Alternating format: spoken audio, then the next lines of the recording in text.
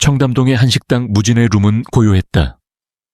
창밖으로는 실록이 짙어지는 청담동의 가로수길이 한눈에 들어왔고 그 아래로 명품 매장들의 화려한 간판이 보석처럼 박혀 있었다. 이곳은 단순한 식당이 아니었다. 상견례나 중요한 사업 계약이 이루어지는 곳. 단순한 맛을 넘어 격을 논하는 장소였다.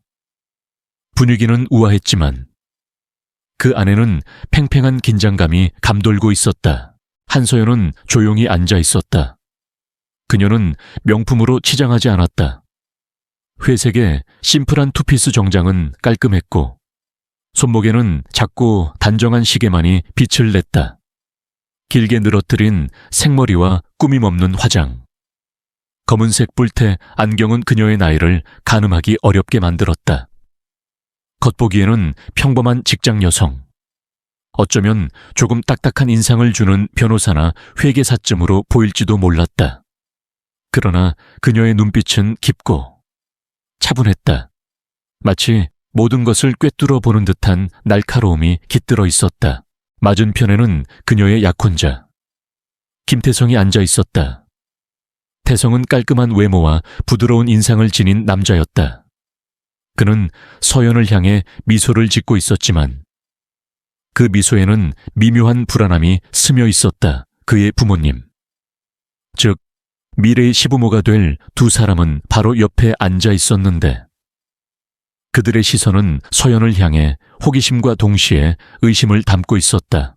시어머니가 될 박선숙 여사는 한서연을 위아래로 훑어보았다. 그녀의 눈은 서연의 옷차림과 손목의 시계, 심지어는 들고 온 핸드백에 이르기까지 모든 것을 평가하려는 듯했다. 박 여사는 고가의 명품으로 무장하고 있었고 그 옷과 장신구는 그녀의 존재감을 더욱 부각시켰다. 그녀의 남편이자 태성의 아버지 김영민 회장은 겉으로는 인자해 보였지만 그의 눈 역시 서연을 낯선 사람을 보듯 관찰하고 있었다. 서연 씨, 오늘 바쁘실 텐데 이렇게 시간 내주셔서 고마워요. 김영민 회장이 먼저 입을 열었다. 그의 목소리는 나긋했지만 마치 누군가를 평가하는 듯한 미묘한 무게가 실려 있었다. 괜찮습니다. 회장님. 서연은 부드럽게 대답했다. 그녀는 상대의 직함을 호칭하며 예의를 갖추었지만 그 속에는 결코 주눅들지 않는 당당함이 있었다. 저희 부모님도 먼저 오셨어야 했는데 갑작스러운 해외 출장 때문에 오지 못하셔서 정말 죄송하다고 전해달라고 하셨습니다. 아, 괜찮습니다. 이해합니다. 박선숙 여사가 차가운 미소를 지었다.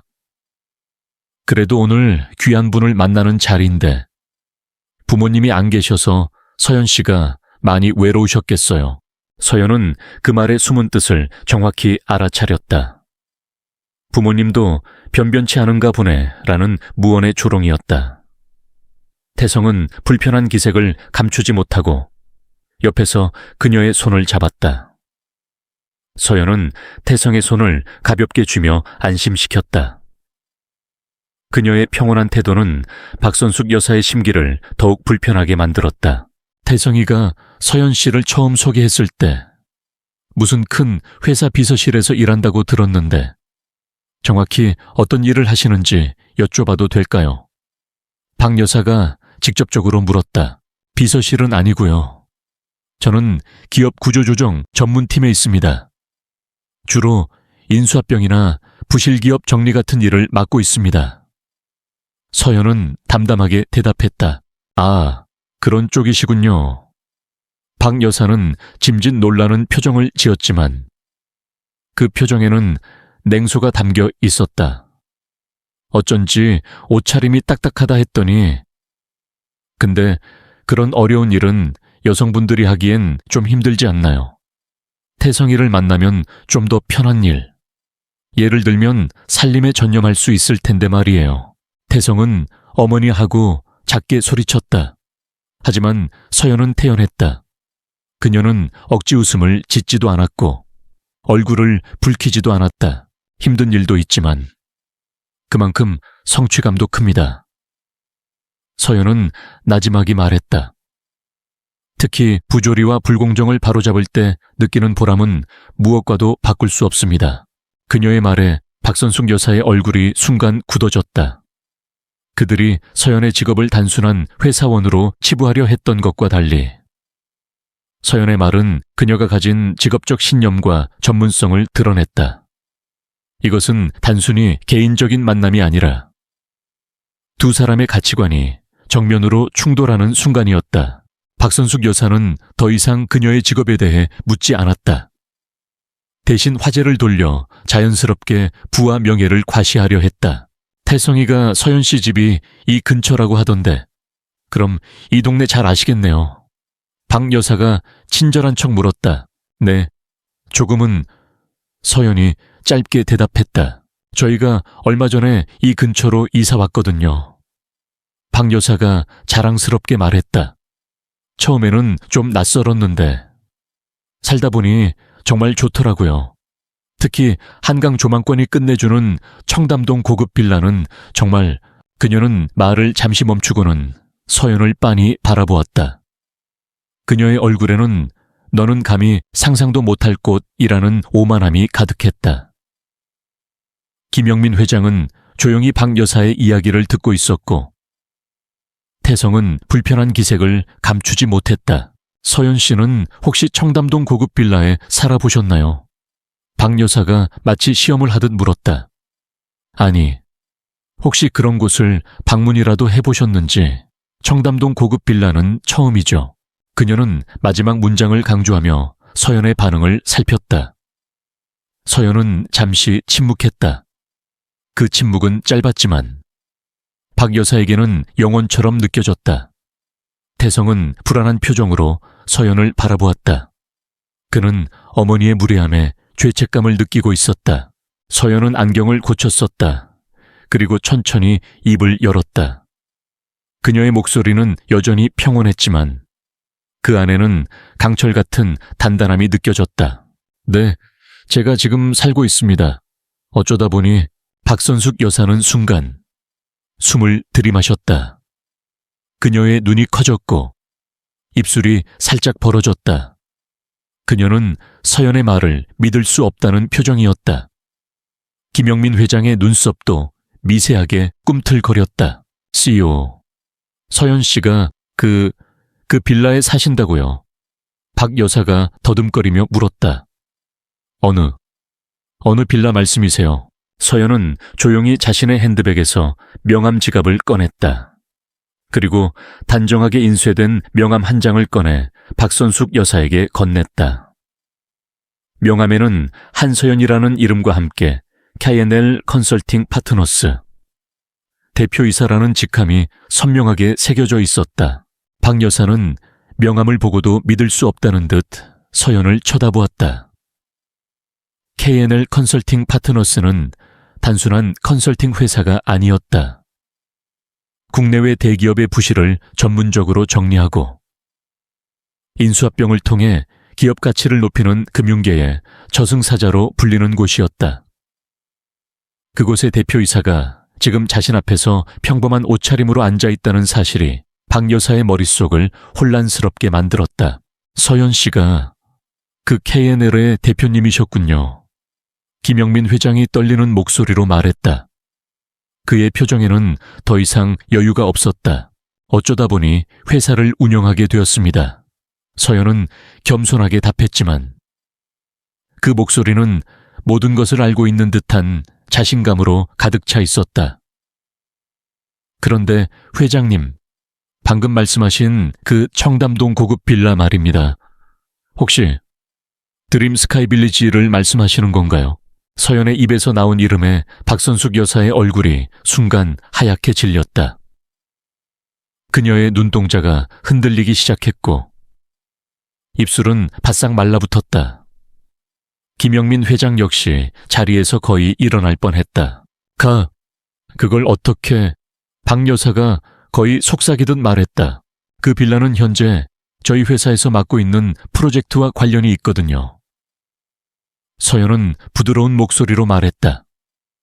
정확히는 그 빌라의 소유권 분쟁과 불법 자금 세탁 혐의에 대해 조사하고 있습니다. 마침 그 빌라의 실질적인 소유주가 회장님과 사모님이시라는 사실을 확인했습니다. 회장님께서는 혹시 이와 관련해서 말씀해 주실 것이 있으신가요? 서연은 마치 날씨 이야기를 하듯 아무렇지 않게 말했다. 그러나 그 한마디 한마디는 박선숙 여사와 김영민 회장에게 거대한 망치처럼 다가왔다. 그들의 안색은 이미 창백해졌고 손은 미세하게 떨리고 있었다. 그들이 오만하게 자랑했던 그 청담동 고급 빌라가 사실은 불법과 부패의 온상이었으며 그 모든 것을 평범한 며느리감으로 여겼던 서연이 직접 파헤치고 있었다는 사실.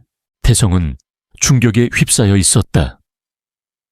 그는 서연이 얼마나 유능한지 알고 있었지만 그녀가 자신의 가족과 직접적으로 얽힌 거대한 사건의 중심에 서 있을 줄은 상상도 하지 못했다. 그의 아버지가. 그리고 어머니가 불법적인 일에 연루되어 있을 수도 있다는 사실은 그를 혼란스럽게 만들었다. 정적이 흘렀다. 우아하고 품격 있는 상견례의 분위기는 한순간에 산산조각 났다. 박선숙 여사는 충격과 공포로 말을 잇지 못했고 김영민 회장은 땀을 뻘뻘 흘리며 서연을 노려보았다. 그러나 그 노려봄에는 분노보다 더 큰 두려움이 담겨 있었다. 서연은 그들의 반응을 차분하게 지켜보았다. 그녀의 눈빛은 변함없이 평온했다. 그녀는 그들에게 동정심을 느끼지도 조롱하지도 않았다. 그저 자신의 일을 할 뿐이었다. 이 모든 것이 그녀에게는 계획된 수순의 일부일 뿐이었다. 그녀는 차분히 핸드백을 열어 서류철 하나를 꺼냈다. 그리고 그것을 김영민 회장의 앞에 내려놓았다.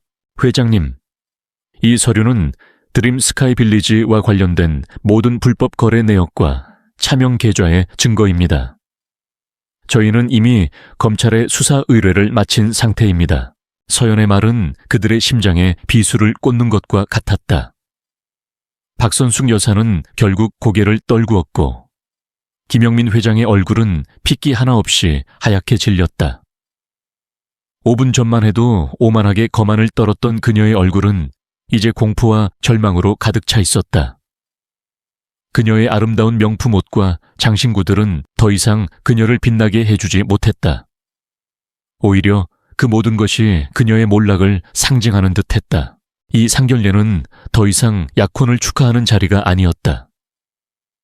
그것은 거대한 비극의 서막이었고 정의와 부패의 첫 번째 대결이었다. 서연은 이미 게임을 시작했고 그들의 오만함이 바로 그녀에게 패배의 시작을 알리는 신호탄이었다. 정막이 감도는 무진의 루만. 서류철이 놓인 테이블을 중심으로 긴장감은 칼날처럼 예리해졌다. 박선숙 여사는 하얗게 질린 얼굴로 멍하니 앉아 있었고 김영민 회장은 굳어진 얼굴로 서류철을 내려다보았다. 그의 손은 서류에 닿기 직전 멈칫했다. 그것은 단순한 종이가 아니라 자신들의 위선과 부패가 적힌 거대한 심판의 기록처럼 느껴졌다. 태성은 이 모든 상황이 믿기지 않는 듯 혼란스러운 표정으로 서연과 부모님을 번갈아 보았다. 이게 무슨 농담이라도 되는 겁니까? 김영민 회장이 겨우 입을 열었다. 그의 목소리는 분노를 가장했지만 그 속에는 두려움이 깊게 스며 있었다. 농담이 아니라는 건 회장님께서 가장 잘 아시지 않습니까? 서연은 여전히 차분했다. K&L은 장난으로 일을 하지 않습니다. 특히 불법 자금 세탁이나 차명 거래 같은 중대한 사안은 더더욱 그렇습니다. 이건 우리 집안에 대한 모욕입니다. 박선숙 여사가 격앙된 목소리로 외쳤다. 그녀의 눈에서는 이미 공포가 사라지고 모욕감과 분노가 피어오르고 있었다. 고작 결혼하겠다고 온 처녀가 감히 우리를 협박하려 들어 서연은 박 여사의 감정적인 반응에 흔들리지 않았다. 사모님, 저는 협박을 하는 것이 아닙니다. 단지 사실을 말씀드릴 뿐입니다. 저희가 수집한 모든 증거는 이미 검찰에 넘겨졌고 조만간 관련인들에 대한 소환 통보가 있을 겁니다. 저의 약혼자 김태성 씨는 물론이고 김 회장님과 사모님께서도 포함되어 있습니다. 서연의 말에 태성은 경악했다. 서연아, 그게 무슨 말이야?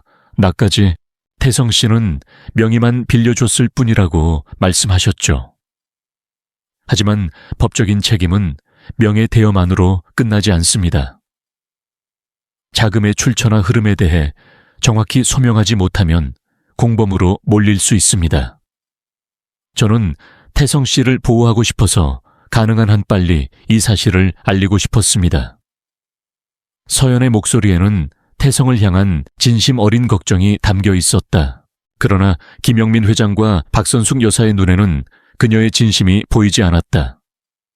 그들은 서연을 자신들의 권력과 명성을 위협하는 존재, 즉 적디에으로 규정하기 시작했다. 태성아, 이 모든 게 저 여자의 속임수다. 김영민 회장이 차가운 목소리로 말했다. 저 여자가 우리 집안의 재력과 인맥을 노리고 일부러 접근한 거야. 그리고 이제 와서 우리 약점을 잡고 흔들려는 거지. 아버지, 서연이는 그런 사람이 아니에요. 저희가 만난 지 벌써 2년이 넘었어요. 태성은 믿을 수 없다는 듯 소리쳤다. 2년 동안 철저히 위장했다는 거다. 박선숙 여사가 비웃었다. 어쩐지 부모님도 제대로 보여주지 않고 사는 곳도 말하지 않더라니. 계획적이었던 거야. 우리 집을 파멸시키려는. 서연은 그들의 억측에 반박하려 하지 않았다. 그들이 지금 진실을 받아들일 준비가 되어 있지 않다는 것을 잘 알았기 때문이다. 그녀는 조용히 자리에서 일어났다. 대여 이상 대화는 의미가 없을 것 같습니다. 회장님, 사모님, 지금부터는 변호사와 상의하시는 게 좋을 겁니다. 저희 측에서도 더 이상의 개인적인 접촉은 자제할 것입니다. 태성 씨, 죄송해요. 저는 이만 가보겠습니다. 서연은 태성에게 짧은 시선을 던지고 룸을 떠났다. 태성은 충격에 휩싸인 채 그녀를 붙잡을 생각조차 하지 못했다. 그가 서연을 따라 나서려 하자 박선숙 여사가 그의 팔을 강하게 붙잡았다. 어딜 가려고 해. 정신 차려. 태성아, 저 여자는 우리 집안의 적이야. 어머니, 무슨 말씀이세요? 서연이는 저를 걱정해줬잖아요. 태성이 소리쳤다. 김영민 회장은 굳은 얼굴로 서류철을 들여다보았다. 서류 안에는 차명으로 운영되던 페이퍼 컴퍼니들의 이름과 날짜, 그리고 그 컴퍼니들을 통해 불법 자금이 이동한 경로가 상세히 기록되어 있었다. 그 빌라가 단순한 부동산 투자 목적이 아니라 사실상 자신들의 비자금을 숨기기 위한 핵심 창고였다는 사실이 명확히 드러나 있었다. 그는 서류철의 마지막 페이지에 적힌 문장을 읽었다. 본 프로젝트는 자금 세탁 및 부패 혐의에 대한 철저한 조사를 목표로 하며 관련인들의 처벌과 피해 회복을 최우선으로 한다. 서명란에는 한서연, K&L 컨설팅 대표라고 적혀 있었다. 서연이 그들의 돈과 명성을 탐내는 것이 아니라 그들의 부패를 뿌리 뽑기 위해 움직이고 있다는 사실을 김 회장은 직감적으로 깨달았다. 그는 굴욕감에 치를 떨었다. 그들이 온 세상의 부와 권력을 손에 쥔 줄 알았는데 고작 상견례를 통해 만난 한 젊은 여자에게 모든 것이 흔들리고 있었다. 아, 여자를 멈춰야 해. 김영민 회장이 낮게 읊조렸다.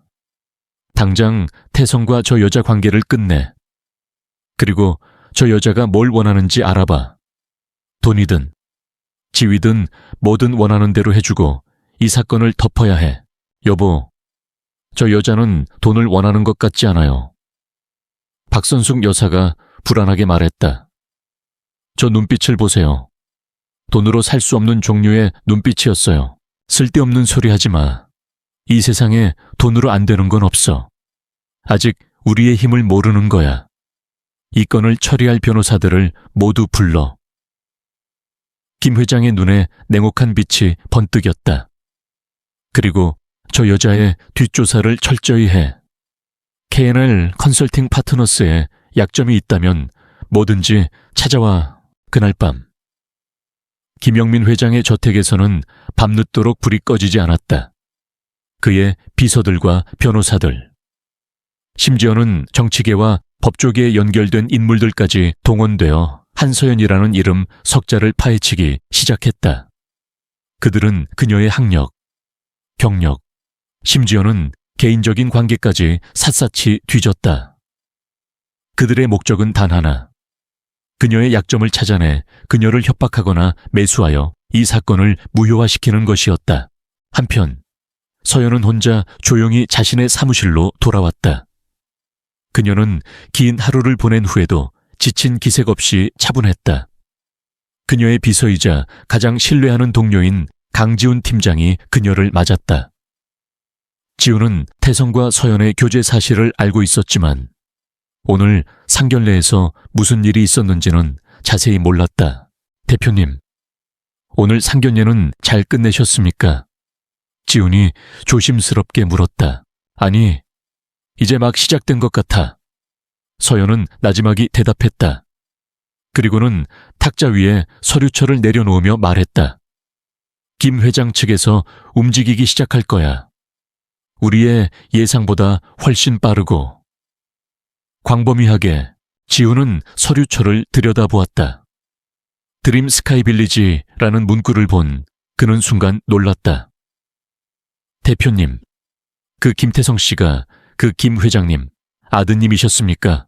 그래, 그래서 내가 직접 나설 수밖에 없었어. 태성 씨는 이 모든 사실을 전혀 모르고 있었거든. 서연의 목소리에는 연민이 섞여 있었다. 그의 아버지는 태성의 명의를 이용해 불법 자금을 세탁했고 어머니는 그 빌라를 자랑하며 나를 무시했어. 이 모순적인 상황을 보며 나는 이 일을 더 이상 미룰 수 없다고 생각했어. 그럼 이제 어떻게 하실 겁니까? 그들은 분명 대표님의 약점을 찾아내려 할 겁니다. 그들의 인맥은 상상을 초월합니다. 지훈의 얼굴에 걱정이 드리워졌다. 알고 있어. 서연은 창밖의 야경을 바라보았다. 그들은 내가 가진 것이 돈과 지위라고 생각하겠지. 그래서 돈으로 나를 매수하려 할 거야. 그게 통하지 않으면 내 평판을 훼손하거나 내 주변 사람들을 이용하려 들겠지. 대표님께서 예상하신 그대로군요. 그래. 하지만 내가 가진 건 그들이 생각하는 것보다 훨씬 많아. 서연의 눈빛이 빛났다. 그들은 내가 가진 무기가 돈이나 권력이라고 착각하고 있어. 하지만 나의 진짜 무기는 정의와 진실이야. 그리고 그들의 모든 부패 행위를 증명할 수 있는 완벽한 증거들. 서연은 김 회장 측의 움직임을 이미 예측하고 있었다. 그들의 오만함은 언제나 비슷한 패턴을 만들어냈다. 돈으로 해결하려 하고 힘으로 찍어 누르려 하며 그게 안 되면 거짓과 흑색 선전을 이용하려 들 것이다. 그러나 서연은 이미 그들의 모든 수를 읽고 있었다. 그녀는 지훈에게 지시했다. 지훈아, 며칠 동안 모든 직원들의 보안을 강화해 주어. 특히 프로젝트 관련 정보는 내부망에서만 공유하고 외부 접근을 철저히 차단해. 그들이 우리 내부로 침투하려 할 수도 있어. 그리고 우리 측 변호사들에게 미리 언론사들과 접촉해 두라고 해. 만약 우리가 예상한 대로 그들이 언론을 이용해 나를 공격하면 우리도 즉시 방역할 준비를 해야 해. 알겠습니다. 대표님, 모든 조치를 즉시 실행하겠습니다. 지훈은 그녀의 명철함과 침착함에 감탄하며 대답했다. 그녀의 머릿속에는 이미 거대한 체스판이 펼쳐져 있었다. 그녀는 흑 하익과 백파이, 이 뒤얽힌 이 게임에서 자신이 져서는 안 될 이유를 분명히 알고 있었다. 그것은 태성에게 정의가 무엇인지 보여주는 일이기도 했지만 무엇보다도 거대하고 부패한 권력의 민낯을 세상에 드러내고 피해자들에게 희망을 주는 일이었다. 그녀는 창밖을 바라보았다. 청담동의 밤은 여전히 화려했지만 그녀의 눈에는 그 화려함 뒤에 숨겨진 어둠이 보였다. 그 어둠을 걷어내고 진실의 빛을 밝히는 것, 그것이 바로 그녀의 임무였다. 상견례는 끝났지만 진짜 전쟁은 이제부터 시작이었다. 김영민 회장의 지시는 신속하게 실행되었다. 그날 밤부터 그의 비밀 네트워크는 거미줄처럼 움직였다. 최고급 법률 사무소의 베테랑 변호사들이 소집되었고 금융계와 정치계의 막후 인사들에게도 연락이 취해졌다.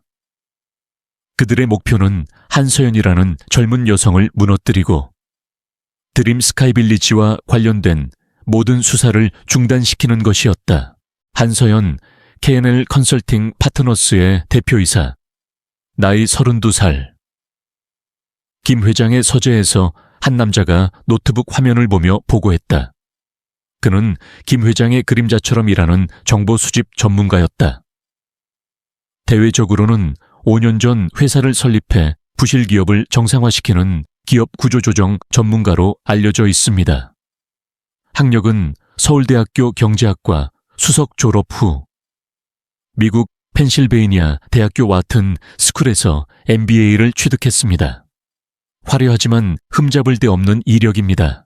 그게 다야 재벌 2세라도 돼. 박선숙 여사가 초조하게 물었다. 아니요. 특이하게도 그녀의 부모에 대한 정보는 거의 없습니다. 외부에 알려진 가족은 없고 그녀의 개인적인 재산 형성 과정도 베일에 쌓여 있습니다. 5년 만에 대형 컨설팅 회사를 키워낼 만큼의 자본력을 어디서 얻었는지 파악하기 어렵습니다. 김 회장의 얼굴이 굳어졌다. 자금 출처를 모르겠다. 그녀의 뒤에 누가 있다는 소리야. 아니면 순수하게 자신의 능력으로 말도 안 돼. 이 바닥에서 그런 일이 가능하다고 생각해. 가능할 수도 있습니다. 그녀가 진행한 모든 프로젝트는 성공적이었고 특히 부패와 관련된 비리를 파헤치는 일에 탁월한 능력을 보였습니다. 그녀의 손을 거친 기업 중 무죄로 풀려난 곳은 단 한 곳도 없습니다. 정보 전문가는 말을 이었다. 그녀는 업계에서 정의의 사도 혹은 사냥꾼으로 불립니다. 한번 목표를 정하면 결코 놓치는 법이 없다고 합니다. 정의의 사도 웃기지도 않는군. 박선숙 여사가 코웃음 쳤다. 그냥 악착 같은 여자일 뿐이야. 그래. 그 약혼자 김태성이 태성이를 이용해서 저 여자를 압박하면 돼. 그것이 가장 취약한 점이라고 판단됩니다. 정보 전문가는 태성의 사진을 화면에 띄웠다. 하지만 김태성 씨는 현재 그녀에게 깊은 감정을 가지고 있습니다. 오히려 역효과가 날 수도 있습니다. 대표님께서는 태성 씨에게 이별을 종용하셨지만 태성 씨는 서연을 쉽게 놓지 않을 것입니다. 김 회장은 골치 아프다는 듯 미간을 찌푸렸다.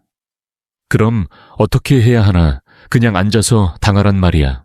아닙니다. 회장님, 저희가 가진 자원을 총동원해 공격을 시작해야 합니다. 그녀가 가장 아끼는 K&L 컨설팅 파트너스를 무너뜨리면 됩니다. 김 회장의 전속 변호사인 최 실장이 입을 열었다.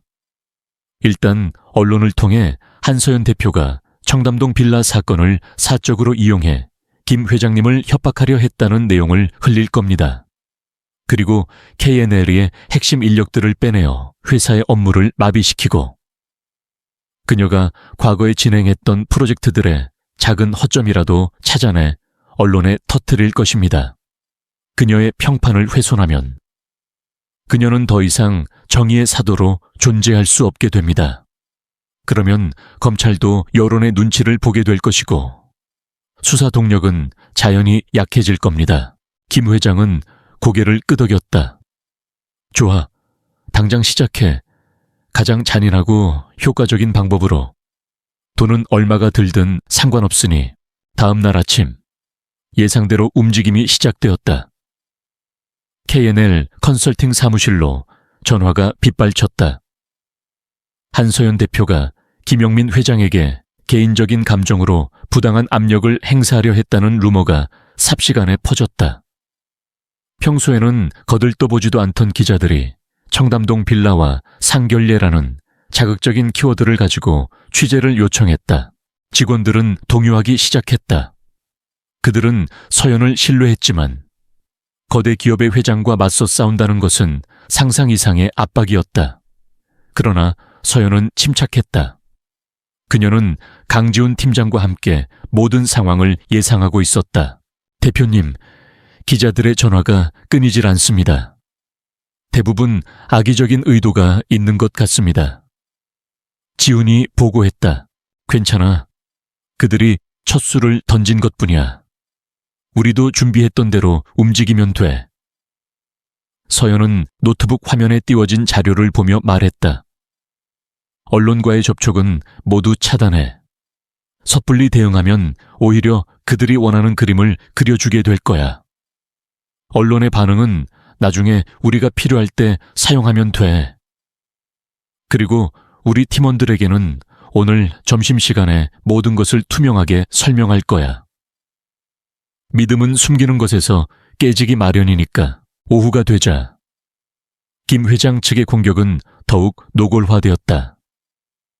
K&L 컨설팅의 핵심 인재들에게 거액의 연봉과 파격적인 조건을 제시하며 이직을 제안하는 헤드헌터들의 전화가 쏟아졌다.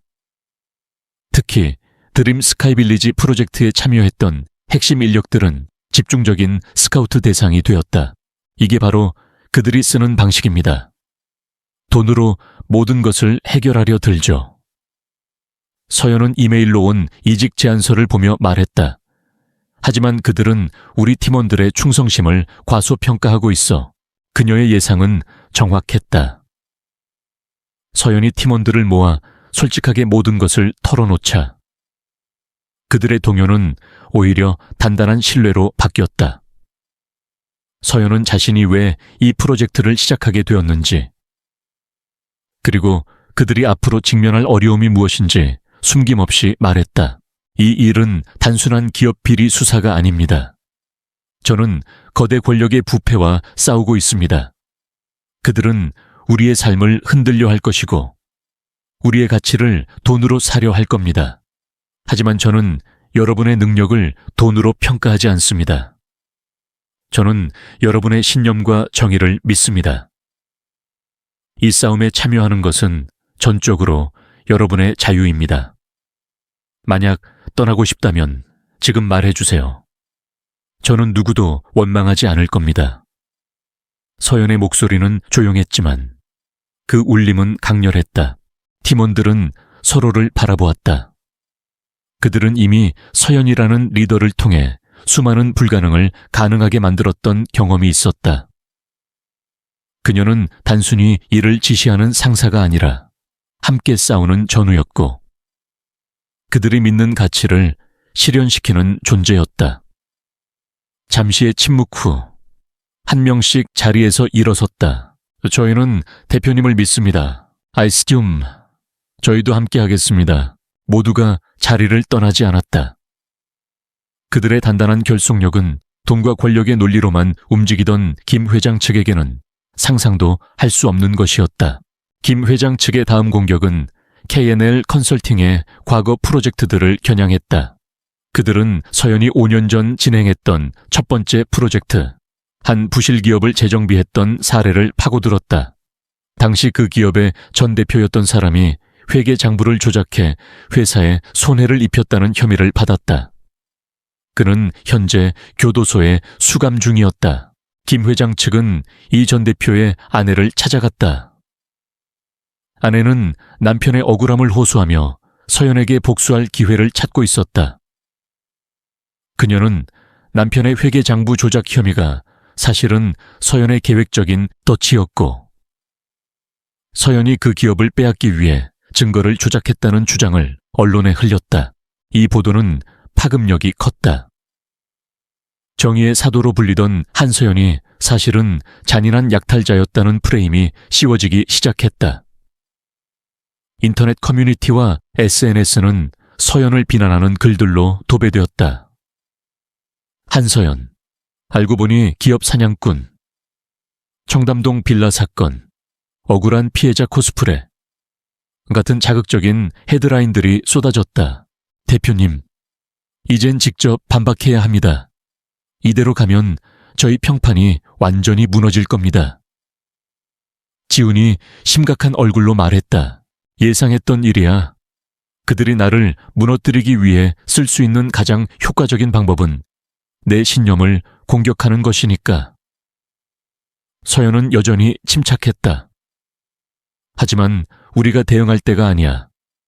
그들이 이 공격에 모든 힘을 쏟게 만들어야 해. 그들이 모든 힘을 쏟도록 유도한다니요. 그래, 그들은 나를 흠집내기 위해 과거의 모든 기록을 파헤치고 있어.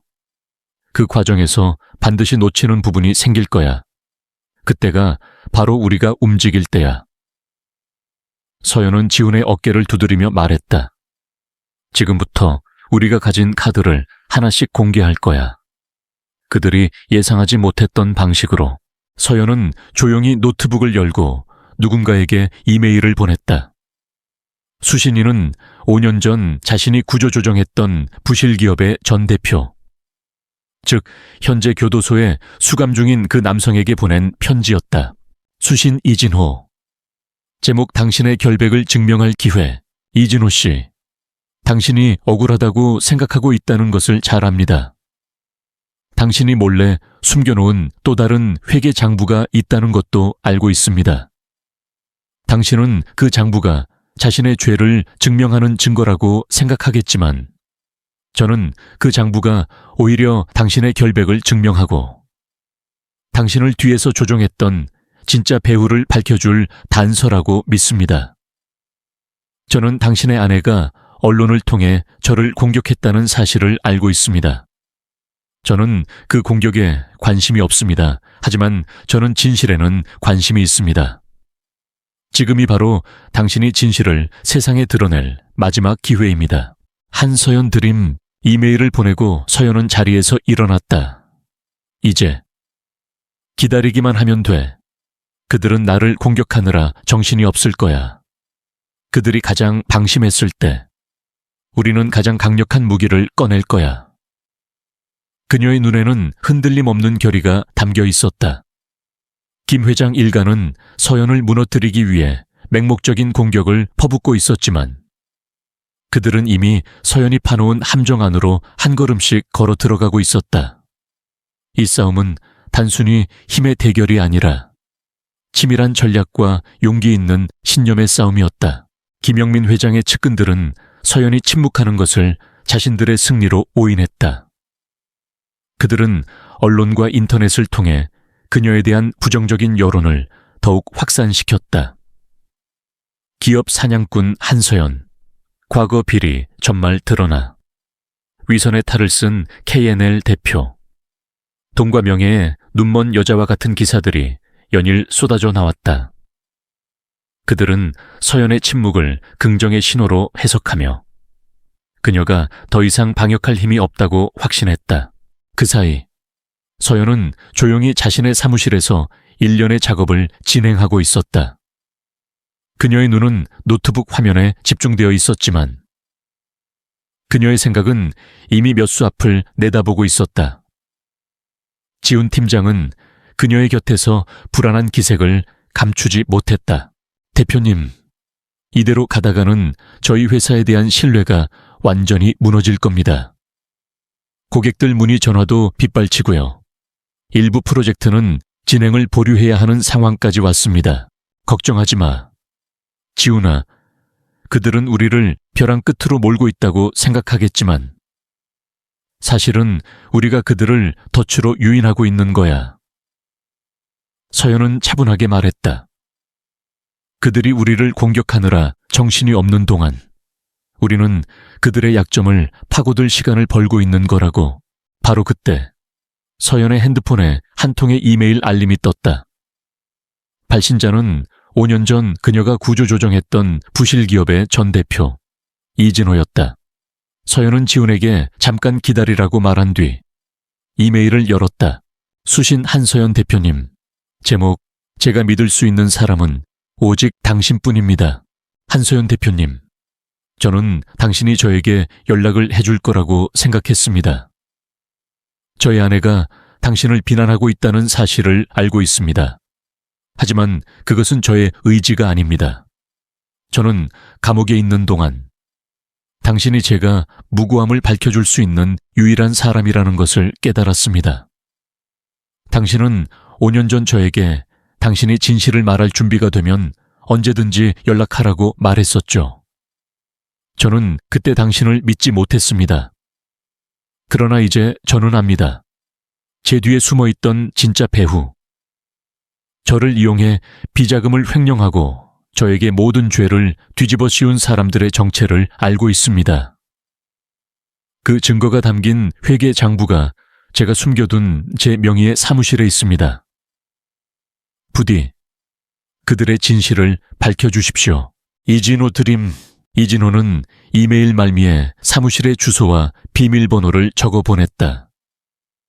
서연은 이메일을 읽고 나서 옅은 미소를 지었다. 그녀의 전략이 성공한 것이다. 그녀는 지훈을 바라보았다. 우리가 움직일 때가 왔어, 지훈아. 이진호 씨가 숨겨둔 회계 장부를 찾아와야 해. 이진호 씨를 배신하고 그를 감옥으로 보낸 진짜 배우가 바로 김영민 회장이야. 지훈은 충격에 휩싸였다. 김 회장이요. 그럼 그 부실기업 정리 프로젝트도 김 회장의 자금 세탁과 연관이 있었다는 말입니까? 그래, 그 회사는 김 회장의 비자금 창구 중 하나였어. 이진호 씨는 단순히 명의만 빌려준 바지 사장이었지. 이진호 씨의 억울함은 바로 그가 숨겨둔 진짜 장부에서 밝혀질 거야. 그 장부는 김 회장의 자금 흐름을 증명해주는 결정적인 증거가 될 거야. 지훈은 곧장 이진호가 알려준 주소로 향했다. 그곳은 서울의 한 허름한 건물 2층에 있는 작은 사무실이었다. 지훈은 혹시 모를 상황에 대비해 서연에게 실시간으로 위치를 공유했다. 예상대로 이진호의 아내를 통해 정보를 얻은 김영민 회장 측도 그 사무실을 이미 주시하고 있었다. 지훈이 비밀번호를 입력하고 문을 열자 사무실 안에는 이미 김 회장이 보낸 것으로 추정되는 사내들이 들어와 있었다. 그들은 장부를 찾기 위해 사무실을 엉망진창으로 만들고 있었다. 니오. 뭐야, 누구야? 사내들은 지훈을 향해 위협적으로 다가왔다. 저는 이진호 씨의 동생입니다.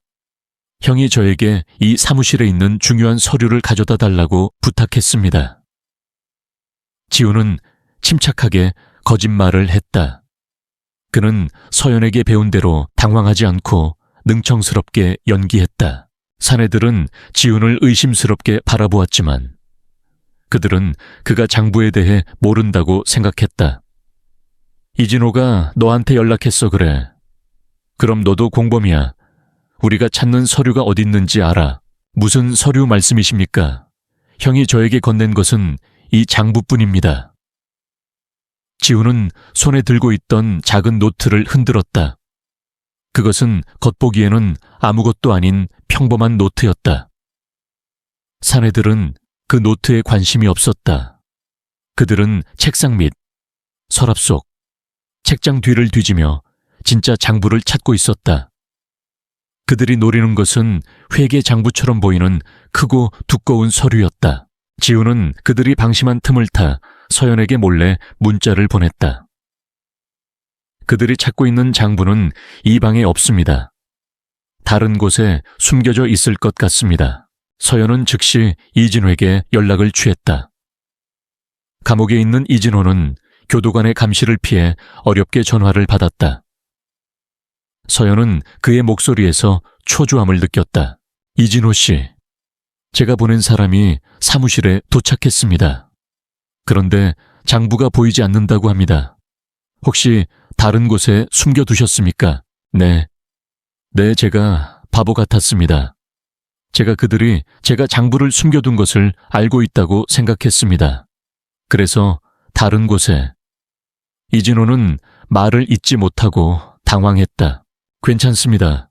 지금 말씀해 주시면 됩니다. 어디에 숨겨두셨습니까? 이진호는 작은 목소리로 말했다. 제가 항상 들고 다니던 USB 메모리. 그 안에 모든 것이 담겨 있습니다. USB요. 서연은 예상치 못한 대답에 놀랐다. 그 USB는 어디에 있습니까? 형 집 서랍에.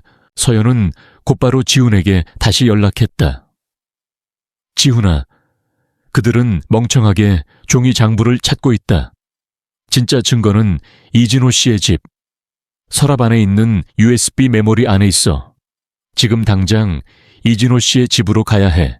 지훈은 사내들의 눈을 피해 사무실을 빠져나왔다. 그들이 여전히 사무실을 뒤지고 있는 동안 지훈은 빠르게 이진호의 집으로 향했다. 이진호의 집에는 이진호의 아내가 있었다. 그녀는 지훈을 보자마자 경계했다. 당신 누구야? 우리 남편이 당신한테 뭘 시킨 거야?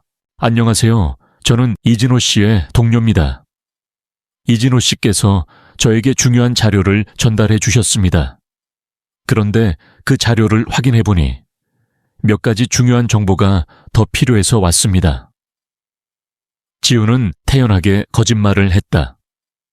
혹시 이진호 씨께서 남기신 USB 메모리 같은 것이 있으신가요? 아내는 지훈을 빤히 쳐다보았다. USB요. 남편이 항상 가지고 다니던 게 있긴 한데 아내는 잠시 망설이더니 결국 지훈에게 USB를 건네주었다. 그녀는 그 USB가 자신들의 운명을 결정할 중요한 증거가 될 것이라고는 상상조차 하지 못했다. 그녀는 그저 남편의 평범한 물건이라고 생각했다. 지훈은 USB를 건네받아 서연에게 보고했다. 대표님, USB를 확보했습니다. 지금 바로 사무실로 돌아가겠습니다. 김영민 회장 측은 이진호의 아내가 장부를 언론에 넘기려 했다는 거짓 정보에 속아 그녀의 주변을 감시하고 있었지만 서연과 지훈이 USB를 확보하는 과정은 전혀 예측하지 못했다. 그들은 자신들이 모든 패를 쥐고 있다고 착각하며 서연이 언론의 공격에 속수무책으로 당하고 있다고 생각했다. 그러나 그들이 깨닫지 못했던 것은 서연이 언론의 공세에 침묵하고 있었던 진짜 이유였다. 그녀는 이진호의 장부를 확보하기 위해 시간을 벌고 있었던 것이다. 그리고 그 장부에는 김 회장 일가의 모든 부패와 불법 행위를 증명할 수 있는 결정적인 증거들이 담겨 있었다. 그녀의 침묵은 패배가 아니었다. 그것은 거대한 폭풍 전의 고요함이었다. 그녀는 상대의 오만함을 역이용해 그들의 가장 중요한 약점을 찾아내고 있었다. 이제 그녀의 손에는 모든 것을 뒤집을 수 있는 강력한 무기가 들어왔다. 다음 수는 그녀의 차례였다. 한서연의 사무실. 지훈이 가져온 USB 메모리가 노트북에 연결되자 암호로 잠긴 여러 개의 파일들이 화면에 나타났다. 서연은 지훈이 가져온 USB를 보며 미소를 지었다. 이진호 씨가 남긴 메모와 일치하네요. 파일마다 암호가 설정되어 있을 거야. 아마 김 회장 측도 이것까지는 예상하지 못했을 겁니다. 그렇다면 이제 이 파일을 어떻게 열어야 합니까? 지훈이 초조하게 물었다. 서연은 키보드에 손을 올리고 망설임 없이 암호를 입력하기 시작했다. 그녀의 손가락은 마치 건반 위를 춤추듯 빠르게 움직였다. 이진호라는 이름을 가진 파일에는 그의 아내와 딸의 생년월일, 결혼기념일, 그리고 딸의 첫 번째 단어였던 아빠라는 단어가 조합된 암호가 걸려 있었다. 파일이 열리자 그 안에는 방대한 양의 데이터와 회계 장부, 그리고 거래 내역들이 쏟아져 나왔다. 그 모든 데이터에는 김영민 회장의 이름과 그가 소유한 페이퍼 컴퍼니들의 이름이 꼬리표처럼 붙어 있었다. 이진호 씨는 정말 모든 것을 기록했군요. 모든 자금의 흐름, 날짜, 심지어는 회장님과의 대화 내용까지. 그는 자신이 배신당할 것을 예감하고 이 모든 것을 준비했던 겁니다. 서연은 파일을 분석하며 말했다. 그리고 이것은 드림 스카이 빌리지와 관련된 불법 계약서입니다. 예상했던 대로. 김 회장님은 이진호 씨의 명의를 이용해 빌라를 매입하고 그 모든 자금을 비자금으로 처리했습니다. 이 계약서가 바로 그 모든 것을 증명하는 결정적인 증거입니다. 대표님, 그럼 이제 이 증거를 어떻게 이용하실 겁니까? 지훈이 물었다. 그의 목소리에는 이제 긴장감 대신 기대감이 깃들어 있었다. 아주 조심스럽게 이용해야 해. 그들은 우리가 USB를 확보했다는 사실을 모를 거야. 지금 이 순간에도 자신들이 이겼다고 생각하며 다음 수를 준비하고 있겠지. 우리는 그들의 오만함을 역이용해 마지막 덫을 놓아야 해. 바로 그때 서연의 핸드폰이 울렸다. 발신자는 김태성. 서연은 지훈을 보며 잠시 망설이다가 전화를 받았다. 서연아, 정말 미안해. 태성의 목소리는 절망적이었다. 우리 아버지가, 어머니가 너한테 무슨 짓을 했는지 다 알았어. 회장님 비서실에서 내가 그들의 대화를 엿들었어. 언론에 너에 대한 거짓 정보를 흘리고 너희 회사 직원들을 빼내려 했다는 걸 알고 있었어. 태성아. 서연은 나지막이 대답했다. 나는 네가 이 모든 사실을 몰랐을 거라는 것을 알았기 때문에 너한테 먼저 말하지 않았어. 너희 가족의 일이니까. 서연아, 제발 우리 관계를 끊지 말아줘. 나는 이제 내가 뭘 해야 할지 모르겠어. 태성은 울먹였다. 그는 그의 가족이 벌인 짓에 대한 죄책감과 동시에 그 모든 것을 알고도 침묵했던 자신에 대한 자괴감에 시달리고 있었다. 서연은 깊은 한숨을 내쉬었다. 그녀는 태성에게 진심으로 연민을 느꼈다. 그는 부패한 가족의 유일한 순수한 영혼이었고 서연은 그가 이 싸움의 희생양이 되기를 원치 않았다. 태성아, 나는 너를 믿어. 하지만 너의 가족들이 이 싸움을 멈추지 않을 거야. 그들은 내가 가진 모든 것을 빼앗으려 할 거야.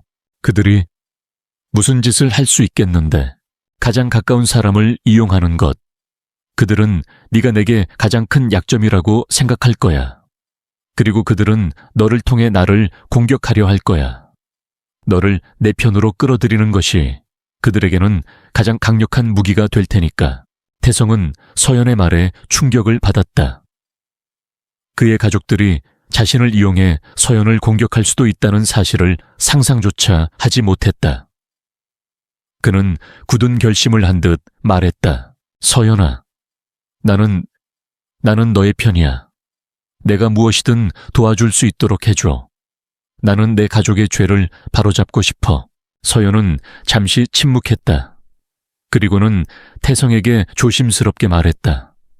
태성아, 만약 네가 정말로 나를 돕고 싶다면 아주 중요한 한 가지를 부탁할게. 하지만 이 부탁은 너에게 큰 위험이 따를 수 있어. 다음 날 오후, 김영민 회장은 태성을 자신의 서재로 불렀다. 태성은 잔뜩 긴장한 얼굴로 서재에 들어섰다. 김 회장은 차가운 눈으로 태성을 바라보았다. 태성아, 이제 그 여자와 그만 만나. 너도 알다시피 그 여자는 우리 가족에게 득이 되지 않아. 아버지, 저는 서연이를 포기할 수 없어요. 태성은 단호하게 말했다. 김 회장의 얼굴에 분노가 스쳐 지나갔다. 너는 지금 그 여자가 하는 짓이 뭔지 모르고 하는 소리야. 저 여자는 우리를 파멸시키려 하고 있어. 그런데도 너는 저 여자를 두둔해. 서연이는 옳고 그름을 가리려 하는 것뿐이에요, 아버지. 저는 아버지가 한 일이 얼마나 위험하고 잘못된 일인지 알아요. 이제라도 모든 것을 멈춰야 합니다. 김 회장은 태성의 말에 실소를 터뜨렸다. 옳고 그름, 너는 세상이 정의만으로 돌아간다고 생각하나 어리석은 소리 그래. 좋아. 네가 그 여자를 포기할 수 없다면 너의 선택은 단 하나뿐이야. 네가 직접 그 여자를 설득해 이 모든 것을 멈추게 해. 저 여자의 약점을 찾아내고 그녀가 이 모든 것을 포기하게 만들어. 김 회장은 태성의 어깨에 손을 올리고 속삭였다. 너의 아버지로서 너에게 부탁한다. 네가 직접 그 여자를 설득해줘. 그렇지 않으면 우리는 모두 끝이야. 태성은 서연에게 전화했던 내용을 떠올렸다. 서연은 그의 가족들이 자신을 이용하려 들 것이라고 이미 예언했었다. 태성은 깊은 고민에 빠졌다. 그는 가족을 잃고 싶지 않았고 서연도 잃고 싶지 않았다. 그는 서연에게 모든 것을 털어놓고 그녀의 조언을 구해야겠다고 생각했다. 태성은 서연의 사무실로 찾아갔다. 그리고 김 회장과의 대화를 모두 털어놓았다. 서연아, 아버지는 내가 너를 설득해서 이 모든 일을 멈추게 하라고 했어. 내가 너의 약점을 찾으라고 했어. 이제 나는 정말로 어떻게 해야 할지 모르겠어. 태성은 고통스러운 표정으로 말했다. 서연은 차분히 태성의 손을 잡았다. 태성가, 네가 아까 내게 말했지. 나는 너의 편이야라고. 나는 그 말을 믿어. 하지만 아버지가, 나는 네가 네 아버지에게 내가 서연의 약점을 찾아내겠다고 말해주기를 바라. 서연의 말에 태성은 경악했다. 그리고 내게 너의 아버지와 관련된 모든 정보를 넘겨줘. 그들의 연락망, 그들이 만나는 사람들, 심지어는 회장님의 비밀, 금고 위치까지. 나는 네가 스파이가 되어주기를 바라. 태성은 서연의 말에 충격을 받았다. 서연아, 내가 우리 가족을 배신하라는 말이야. 아니, 배신하라는 것이 아니야. 정의를 위해 용기를 내라는 거야. 그들의 부패를 막고 너와 너의 가족을 더 큰 나락에서 구원할 수 있는 것은 바로 너의 용기야. 너는 이 모든 사건의 한가운데 있지만 너는 아직 순수해. 나는 네가 그 순수함을 지키기를 바라. 너는 이제 선택해야 해. 너의 가족의 부패에 눈 감을 것인지 아니면 정의를 위해 진실을 선택할 것인지. 태성은 눈물을 흘렸다. 그의 마음속에는 복잡한 감정이 뒤엉켰다. 가족에 대한 연민, 서연에 대한 사랑, 그리고 정의에 대한 갈망. 그는 결국 굳은 결심을 했다. 알았어. 서연아, 내가 너를 도울게. 내가 우리 가족의 모든 정보를 너에게 넘길게. 하지만 나는 내 가족을 완전히 버리고 싶지는 않아. 그들이 죗값을 치른 뒤에는 다시 돌아와서 그들을 바로잡아주고 싶어. 나는 네 마음을 알아. 태성아. 서연은 태성의 손을 굳게 잡았다. 그들의 죄를 밝히는 것과 그들을 영원히 버리는 것은 다른 문제야. 너는 이제 정의를 위해 용기를 낸 거야. 너의 그 용기가 우리 모두를 구할 거야. 이 순간 김태성은 서연의 작전에 참여하는 결정적인 인물이 되었다. 김영민 회장은 자신이 아들을 이용해 서연을 무너뜨리고 있다고 생각했지만 사실은 서연이 태성을 통해 그들의 모든 것을 파고들 준비를 하고 있었다. 태성이 넘겨준 정보는 서연의 손에 들어온 USB 메모리와 결합되어 김 회장 일가에 대한 완벽한 그림을 만들어낼 것이다. 서연은 이제 본격적인 방역을 시작할 준비를 마쳤다. 그녀는 이제 마지막 덫을 놓기 위해 움직일 것이다. 김태성이 서연의 편에 서기로 결심한 후 그는 서연에게 김 회장 일가의 비밀을 하나씩 넘겨주기 시작했다. 그는 마치 첩보 영화의 주인공처럼 아버지의 서재에서 발견한 암호화된 서류, 어머니의 은밀한 모임 일정, 그리고 그들과 연관된 정치인 및 법조계 인사들의 이름까지 모든 것을 서연에게 보고했다. 태성은 자신의 행동에 고통스러워했지만 그 고통은 잘못을 바로잡고 싶다는 강한 신념으로 바뀌고 있었다. 서연의 사무실. 서연은 태성이 보내온 정보를 분석하며 거대한 퍼즐 조각들을 맞춰 나갔다. 이진호가 남긴 USB 데이터와 태성이 보내준 정보가 합쳐지자 김영민 회장 일가의 부패 네트워크는 그 실체를 명확히 드러냈다. 그들은 단순한 부동산 투기가 아닌 정치자금 조성과 불법 로비, 그리고 기업 비리까지 얽힌 거대한 부패의 왕국을 건설하고 있었다. 드림 스카이빌리지는 그 왕국의 심장이자 불법 자금이 순환하는 핵심 거점이었다. 예상했던 것보다 훨씬 더 거대한 조직이었군요. 지훈이 경악하며 말했다. 김 회장은 자신의 인맥을 총동원해 이 모든 것을 감추고 있었던 겁니다. 그래, 그들의 오만함이 바로 그들의 약점이야. 서연은 냉정하게 말했다. 그들은 자신들의 권력과 돈이 모든 것을 해결해 줄 것이라 믿고 있어. 그래서 이 모든 증거를 너무나 쉽게 우리에게 넘겨준 거야. 이제 우리가 방역할 차례야. 가장 강력하고 가장 예상치 못한 방식으로 서연은 방역을 위해 가장 먼저 김 회장 일가의 최측근부터 공략하기로 했다. 그들의 부패 네트워크는 겉보기에는 견고했지만 실상은 권력과 이익으로 얽힌 느슨한 연대였다. 서연은 그들 사이의 신뢰를 깨고 서로를 의심하게 만들 계획을 세웠다. 그녀는 지훈에게 지시했다. 지훈아, 이 자료들을 토대로 김 회장의 오른팔인 초회 실장과 관련된 작은 비리들을 찾아내.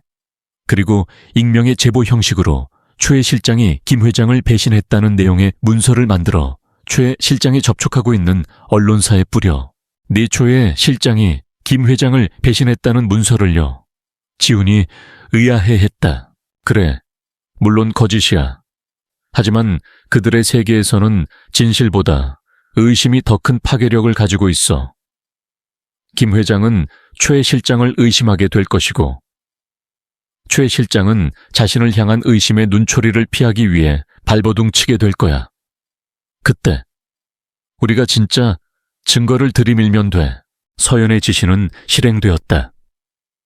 익명의 문서는 김 회장과 최 실장 모두가 자주 접촉하는 언론사 기자들의 손에 들어갔다.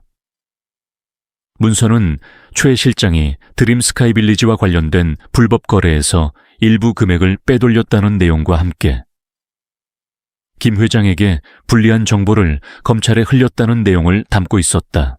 그 문서는 즉시 김 회장의 귀에 들어갔다. 김 회장은 최 실장을 불신하기 시작했다. 그는 최 실장에게 최근 동향을 묻고 그의 행동 하나하나를 감시하기 시작했다. 최 실장은 자신이 김 회장에게 버려질지도 모른다는 공포에 휩싸였다. 그는 자신이 살아남기 위해 김 회장과의 관계를 정리하고 독자적으로 움직일 계획을 세웠다. 그가 모아둔 김 회장의 비리 자료를 들고 검찰에 자수하거나 혹은 언론에 폭로하여 새로운 삶을 시작하려는 것이었다. 바로 그때 서연은 최 실장에게 직접 연락했다. 최 실장님, 지금 당신이 어떤 상황에 처해 있는지 잘 압니다. 당신은 이제 김 회장님에게 버려졌습니다. 당신이 살 수 있는 유일한 방법은 당신이 가진 모든 것을 내려놓고 진실을 말하는 것입니다. 당신이 가진 모든 증거를 저희에게 넘겨주십시오. 그러면 저희가 당신의 자수를 돕고 당신이 최대한 감경받을 수 있도록 도울 것입니다. 최 실장은 서연의 제안에 고민했다. 그는 서연이 자신들의 모든 것을 알고 있다는 사실에 소름이 끼쳤다. 그는 결국 서연의 제안을 받아들이기로 결심했다. 그가 김 회장을 배신하고 자수를 결심한 순간 그는 더 이상 김 회장의 편이 아니었다. 김 회장의 또 다른 측근들 역시 서연의 공격에 휘말리기 시작했다. 서연은 그들의 약점을 정확히 알고 있었다. 그녀는 그들에게 익명의 문자를 보내거나 그들의 가족들이 연루된 작은 비리들을 언론에 흘렸다. 이 모든 것은 김 회장이 그들을 의심하게 만들기 위한 계산된 행동이었다. 우리 쪽에서 쥐새끼가 있는 것 같아. 김 회장은 분노에 차서 말했다. 최근 우리 계획이 자꾸 틀어지고 있어.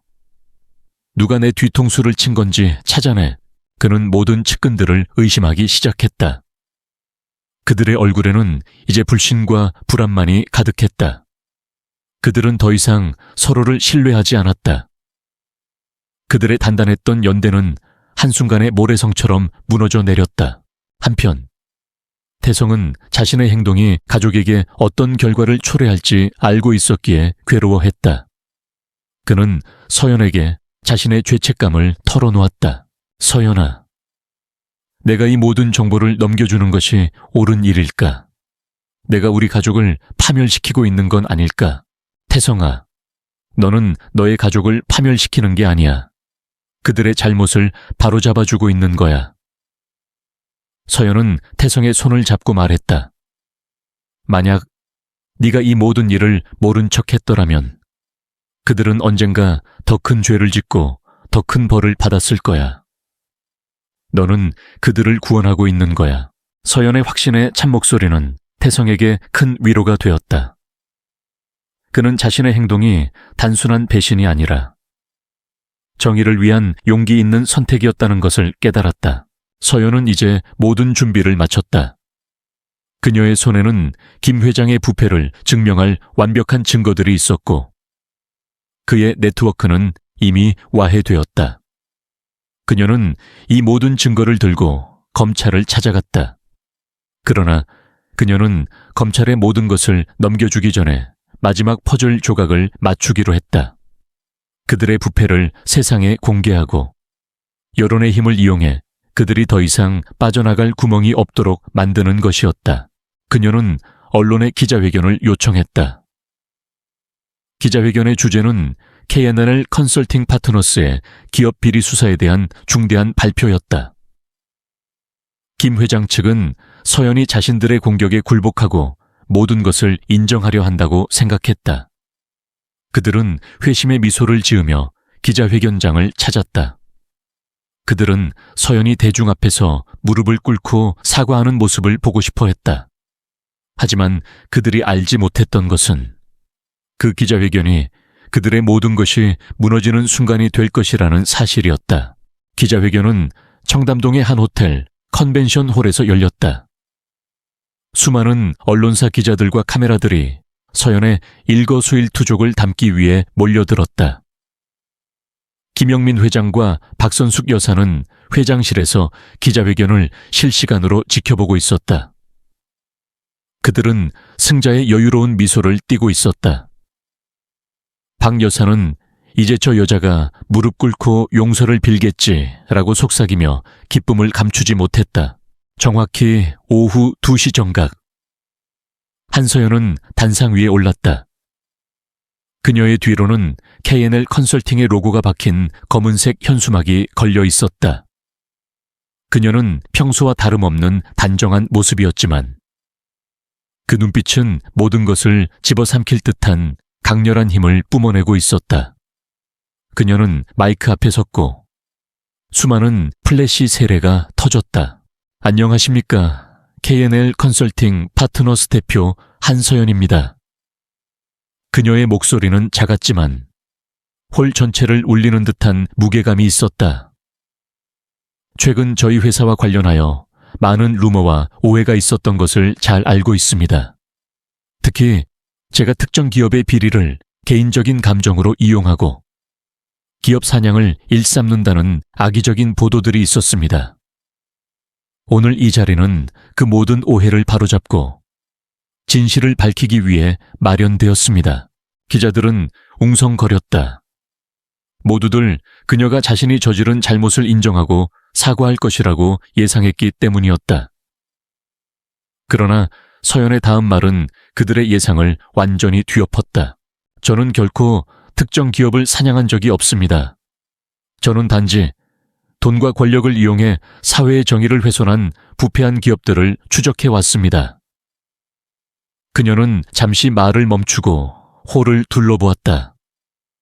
오늘 이 자리에서 제가 왜 지금 이 순간까지 침묵해야 했는지, 그리고 제가 어떤 진실을 마주했는지 모두 밝히고자 합니다. 서연은 준비해온 USB 메모리를 노트북에 꽂았다. 화면에는 파일 폴더가 떴고 그녀는 망설임 없이 암호를 입력했다. 드림 스카이빌리지라는 제목의 폴더가 열리자 그 안에는 수백 개의 파일들이 담겨 있었다.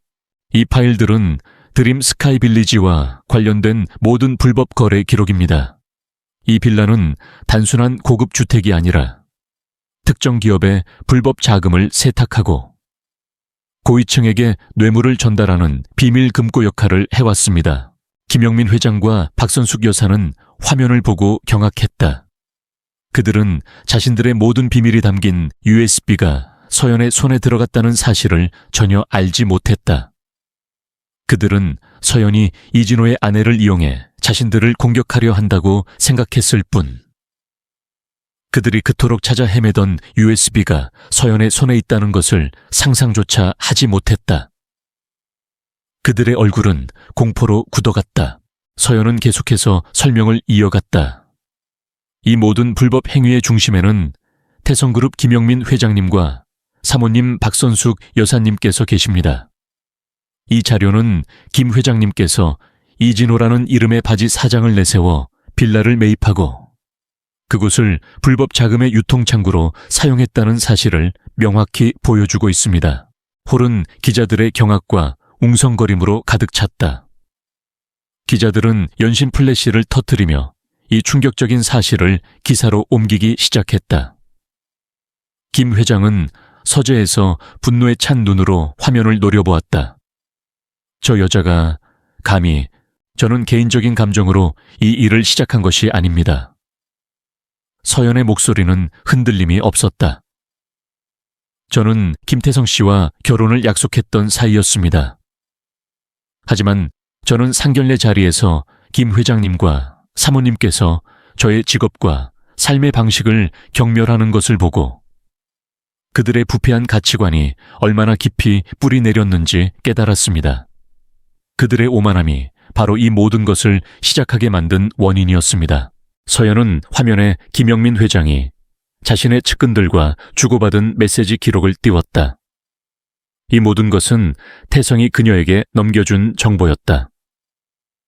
그 기록에는 서연을 음해하기 위한 계획, 언론 조작, 그리고 그녀의 회사 인력을 빼내려 했던 비열한 시도들이 담겨 있었다. 이것은 김 회장님께서 저를 협박하고 저희 회사를 무너뜨리기 위해 시도했던 모든 불법 행위의 증거입니다.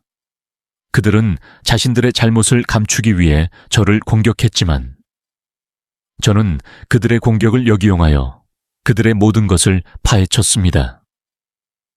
그들이 저의 침묵을 나약함으로 오해했을 때 저는 가장 강력한 무기를 준비하고 있었습니다. 서연은 마지막으로 한 개의 파일을 열었다.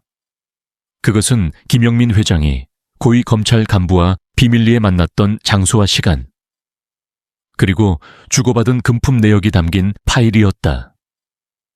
그들의 부패가 단순한 기업 비리를 넘어 사회의 근간을 뒤흔드는 거대한 권력형 비리였다는 사실이 드러난 순간이었다. 김영민 회장의 얼굴은 핏기 하나 없이 창백해졌다. 그가 의지했던 모든 것, 그의 권력과 인맥, 그의 돈은 한서연이라는 한 젊은 여성의 치밀한 전략과 용기 있는 행동 아래 모두 무너져 내렸다.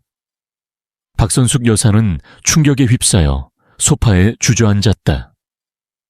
그녀가 한때 오만하게 자랑했던 그 청담동 고급 빌라가 이제 그들의 몰락을 상징하는 비극적인 증거가 되었다. 기자회견이 끝난 후 서연은 기자들의 질문 공세에 시달렸다. 김 회장님께 이 자리를 통해 전하고 싶은 말이 있으십니까? 한 기자가 물었다. 서연은 마이크를 잡고 단호하게 말했다. 한때 저의 미래의 가족이셨던 분들께 말씀드립니다. 세상에는 돈으로 살 수 없는 것이 있습니다. 바로 정의와 진실입니다.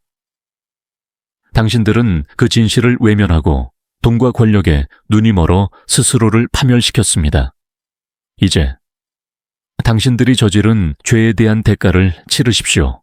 그녀의 말은 마치 심판의 선고와 같았다. 김 회장과 박 여사는 더 이상 도망칠 곳이 없었다.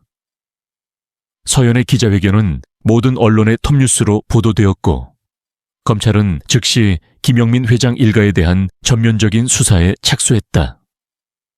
그들의 오만함과 무시가 한 여성을 자극했고, 그 결과는 그들 자신의 모든 것을 파괴하는 거대한 파멸로 돌아왔다. 이 모든 것은 그들이 청담동 고급 빌라의 처음이냐고 물었던 바로 그 순간부터 예정된 것이었다. 한서연의 폭탄 선언은 언론과 사회 전반에 거대한 파장을 일으켰다. 그녀가 기자회견에서 제시한 증거들은 너무나 명확하고 구체적이어서 어떤 변명이나 회유도 통하지 않았다.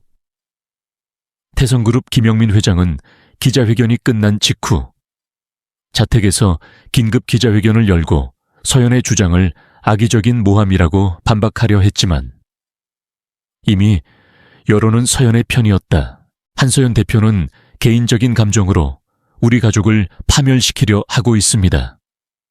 드림 스카이 빌리지는 정당한 절차를 통해 매입한 저의 개인적인 재산이며 불법 자금과는 아무런 관련이 없습니다.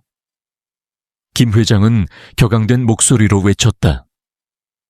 그러나 그의 눈빛은 흔들리고 있었고 그의 땀방울은 거짓말을 꿰뚫어 보는 것처럼 보였다. 그의 아내 박선숙 여사는 기자회견장에 모습을 드러내지 않았다. 그녀는 이미 충격과 모욕감으로 제정신이 아니었다. 그녀가 그토록 자랑했던 청담동 고급 빌라가 이제는 그들을 구속할 족쇄가 되어버렸으니 말이다. 그러나 김 회장의 반박은 아무 소용이 없었다. 서연이 언론에 공개한 자료들은 이미 검찰과 경찰의 손에 넘겨졌고 그들은 즉시 압수수색 영장을 발부받아 태성그룹 본사와 김 회장의 자택을 들이닥쳤다. 검은색 정장을 입은 수사관들이 태성그룹의 서류처를 뒤지고 노트북과 컴퓨터 하드디스크를 압수하는 모습은 실시간으로 언론에 보도되었다. 김 회장은 자신이 의지했던 변호사와 로비스트들에게 연락을 취했지만 그들은 이미 등을 돌린 상태였다. 서연이 그들의 부패 네트워크를 와해시켰다는 것을 알았기 때문이다. 그들은 이제 더 이상 김 회장을 보호해주지 않았다. 그들은 자신들의 살기를 찾기 위해 발빠르게 움직였다. 한편 태성은 이 모든 상황을 홀로 지켜보고 있었다. 그는 서연이 옳았다는 것을 알았지만 자신의 가족들이 무너지는 모습을 보며 고통스러워했다. 그는 서연에게 전화를 걸었다. 서연아, 지금 우리 집 난리가 났어. 아버지는 계속해서 무죄를 주장하고 어머니는 이미 정신이 나간 것 같아. 내가 이 모든 것을 바로잡았다는 것이 맞을까? 태성의 목소리는 희망과 절망이 뒤섞인 듯 불안했다. 태성아, 너는 옳은 일을 했어. 너는 너의 가족이 더 큰 죄를 짓지 않도록 막은 거야. 서연은 태성에게 진심으로 말했다. 그들은 이제 자신들의 죄를 깨닫고 죄값을 치러야 해. 그것이 바로 정의야. 그리고 너는 그 정의를 위해 용기 있는 선택을 한 거고. 서연의 말에 태성은 위안을 얻었다. 그는 자신이 한 일이 단순한 가족에 대한 배신이 아니라 정의를 위한 싸움이었다는 것을 다시 한번 깨달았다. 그는 더 이상 흔들리지 않았다. 그는 서연의 곁에 서서 이 모든 상황을 지켜보기로 결심했다. 며칠 후 검찰은 드림 스카이 빌리지에서 김 회장의 비자금 장부와 차명 계좌가 담긴 USB를 발견했다. 이 모든 것은 서연이 제공한 정보 덕분이었다. 장부에는 김 회장이 정관계 인사들에게 뇌물을 제공하고 그들의 도움을 받아 불법 사업을 확장한 내역이 상세히 기록되어 있었다. 그들의 범죄는 드림 스카이 빌리지 사건을 넘어 국가 전체를 뒤흔드는 거대한 권력형 비리로 확대되었다. 김영민 회장과 그의 최측근들은 검찰에 소환되어 조사를 받았다. 그들은 처음에는 모든 것을 부인했지만 검찰이 제시한 물증과 증언에 결국 모든 것을 자백했다. 그들이 이토록 빠른 시간 안에 무너질 수 있었던 것은 서연이 그들의 부패 네트워크를 철저히 분석하고 그들의 약점을 정확히 공략했기 때문이었다. 박선숙 여사 역시 소환되어 조사를 받았다. 그녀는 자신의 혐의를 완강히 부인했지만 서연이 가지고 있던 드림 스카이빌리지의 불법 거래 내역에 그녀의 이름과 서명이 담겨 있다는 사실이 밝혀지자 그녀는 결국 모든 것을 인정할 수밖에 없었다. 그녀가 자랑했던 명품 옷과 가방은 더 이상 그녀의 권위를 상징하지 않았다. 그것은 오히려 그녀의 위선과 몰락을 상징하는 비극적인 증거가 되었다. 이 모든 소식은 언론을 통해 실시간으로 보도되었고 국민들은 한서연이라는 이름과 그녀의 용기에 열광했다. 청담동 빌라는 이제 더 이상 부와 권력의 상징이 아니었다. 그것은 정의가 부패를 이긴 새로운 시대의 상징이 되었다. 태성그룹은 김 회장의 구속과 함께 주가가 폭락하고 기업 신뢰도가 바닥으로 떨어졌다. 수많은 직원들이 해고되었고 회사는 파산 위기에 처했다. 김 회장이 쌓아 올린 제국은 한순간에 무너져 내렸다. 모든 것이 한서연이라는 한 여성의 손에 의해 이루어졌다. 그녀는 자신의 정의로운 신념과 치밀한 전략으로 거대한 권력을 꺾고 무너진 정의를 바로 세웠다. 그러나 서연은 자신이 영웅이라고 생각하지 않았다. 그녀는 단지 자신의 일을 했을 뿐이라고 말했다. 그녀는 자신이 할 일을 마쳤고 이제는 이 모든 것을 끝낼 시간이라고 생각했다. 그녀는 태성에게 마지막으로 전화를 걸었다. 태성아, 이제 모든 것이 끝났어. 너의 아버지와 어머니는 죗값을 치르게 될 거야. 그리고 너는 이제 너의 삶을 다시 시작할 수 있어. 부디 너의 용기를 잊지 말고 옳은 길을 걸어가길 바라. 서연아, 그러면 너와 나는, 태성은 떨리는 목소리로 물었다. 나는 너와 함께할 수 없어. 미안해. 서연은 나지막이 말했다. 이 모든 일이 우리에게 너무 큰 상처를 남겼어. 나는 너를 진심으로 사랑했지만 우리의 사랑은 너무나 많은 어둠과 부패 속에서 시작되었어. 나는 이 모든 것을 잊고 싶고 너도 너의 삶을 다시 시작해야 해. 서연의 말은 태성에게 비수처럼 다가왔다. 그는 그녀의 말을 이해했지만 동시에 그녀를 잃는다는 사실에 가슴이 찢어지는 듯했다. 그는 그녀의 결정을 존중했다. 그는 그녀가 옳다는 것을 알았기 때문이다. 그녀는 이미 그에게 너무나 큰 것을 주었다. 정의와 용기, 그리고 삶의 의미를. 그들의 사랑은 비극적으로 끝났지만 그것은 새로운 시작을 위한 희생이었다. 김 회장 일가의 몰락은 단순히 한 기업의 몰락이 아니었다. 그것은 부패한 권력이 결코 영원할 수 없다는 것을 보여주는 역사적인 사건이었다. 그리고 그 중심에는 한서연이라는 용감한 여성이 서 있었다. 김영민 회장 일가의 몰락은 단순히 한 기업의 스캔들로 끝나지 않았다. 그것은 거대한 부패의 고리를 끊는 신호탄이 되었다. 검찰은 서연이 제공한 증거를 바탕으로 수사를 확대했고 김 회장과 관련된 수십 명의 정관계 인사들이 줄줄이 구속되었다. 태성그룹은 파산 절차를 밟게 되었고 한때 대한민국 경제를 주름잡던 그들의 이름은 이제 부패와 몰락의 대명사가 되었다. 한서연은 이 모든 사건의 중심에 서 있었지만 그녀는 언론의 스포트라이트를 피했다. 그녀는 기자회견 이후 조용히 자신의 사무실로 돌아와 평소와 다름없는 일상을 보냈다. 그녀에게 이 모든 것은 단지 마무리해야 할 일이었을 뿐 영웅이 되기 위한 쇼가 아니었다.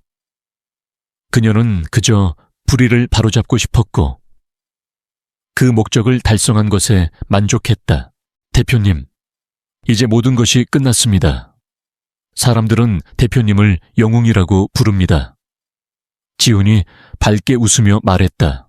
영웅이 아니야. 지훈아, 그저 내 일을 했을 뿐이야. 그리고 이 모든 것이 끝난 건 아니야. 이제부터가 진짜 시작이야. 서연의 눈빛은 깊고 평온했다. 그녀는 김 회장 일가의 몰락으로 인해 피해를 입은 수많은 사람들을 생각했다. 그들의 불법 행위로 인해 삶의 터전을 잃은 소액 주주들, 뇌물 수수를 거부하고 해고당했던 직원들, 그리고 그들의 부당한 압력에 굴복해 억울한 누명을 썼던 이진호와 같은 사람들. 서연은 K&L 컨설팅의 모든 역량을 동원하여 피해자들을 돕기 위한 프로젝트를 시작했다. 그녀는 그들이 입은 재산상의 피해를 회복시키고 억울한 누명을 벗겨주기 위해 법률 전문가들을 파견했다. 그녀의 회사는 더 이상 기업의 부실을 정리하는 것을 넘어 사회적 정의를 실현하는 곳으로 진화하고 있었다. 대표님, 왜 이 모든 일을 저희가 다 맡아야 합니까? 대표님께서는 충분히 많은 일을 하셨습니다. 지훈이 의아해하며 물었다. 이 모든 것은 우리가 아니었으면 불가능했을 일이야. 우리는 이제 돈을 버는 것 이상으로 사회에 기여해야 할 책임이 있어. 서연은 단호하게 말했다. 그들의 부패로 인해 무너진 사람들의 삶을 복구시키는 것. 그것이 우리가 이 싸움에서 얻어야 할 진정한 보상이야. 그녀는 특히 이진호의 사건에 깊은 관심을 기울였다. 서연은 직접 교도소를 찾아가 이진호를 만났다. 이진호는 그녀를 보자마자 눈물을 흘리며 감사를 표했다. 한서연 대표님, 정말 감사합니다. 저는 제가 죽을 때까지 감옥에서 억울한 누명을 쓰고 살아야 할 거라고 생각했습니다. 대표님께서 저의 결백을 밝혀주셨습니다. 정말 감사합니다. 이진호 씨, 당신이 용기를 내어 진실을 밝히기로 결심했기 때문에 가능한 일이었습니다. 당신의 용기가 당신을 구원한 겁니다.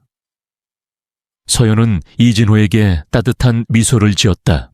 서연의 도움으로 이진호는 무죄를 선고받고 조기 석방될 수 있었다.